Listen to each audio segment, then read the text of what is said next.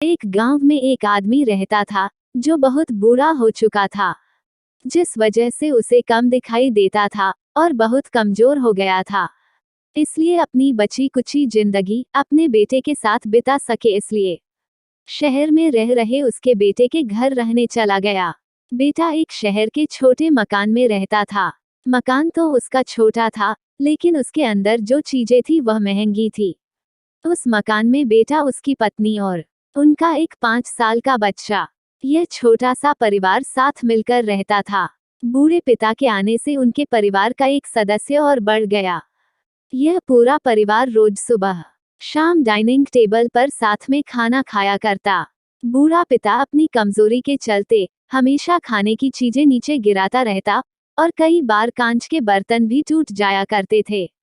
कुछ दिनों तक तो बहू और बेटे ने यह सब सहन किया, लेकिन बाद में वे दोनों बूढ़े की ऐसी हरकतों से चिढ़ने लगे।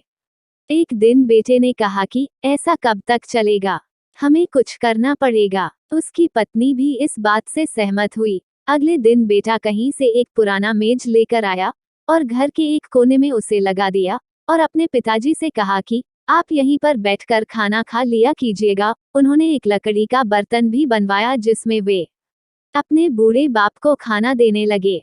अपने कांच के कीमती बर्तन बचाने के लिए अपने बूढ़े बाप को लकड़ी का बर्तन देने में उन्हें जरा भी शर्म नहीं आई। अब खाने का समय जब जब होता तो बूढ़ा बाप एक कोने में बैठकर खाता और बाकी का परिवार डाइनिंग टेबल पर खाना खाया करता। डाइनिंग टेबल पर बैठे बैठे दोनों पति पत्नी कभी कभी अपने बूढ़े बाप की तरफ देख लिया करते। बूढ़े बाप की आंखों में उन्हें आंसू भी नजर आते, मगर उन पर जैसे कोई असर ही नहीं होता। बूढ़े का पोता भी यह नजारा हमेशा देखता और वो अपने में ही खोया रहता। एक दिन जब पति पत्नी डाइनिंग टेबल पर बैठकर खाना खा रहे थे, तब उनका बच्चा जमीन पर बैठकर कुछ कर रहा था।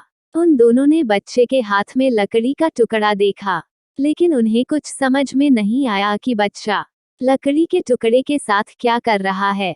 जब बच्चे के पिता ने उसे पूछा कि बेटा आओ खाना खा लो, तुम नीचे बैठकर क्या कर रहे हो, तब बच्चे ने भोलेपन से कहा, अरे मम्मी पापा, मैं आप दोनों के लिए लकड़ी का बर्तन बना रहा हूँ, ताकि आप लोगों को जब आप बूढ़े हो जाओ तो इनमें खाना दे सकूं।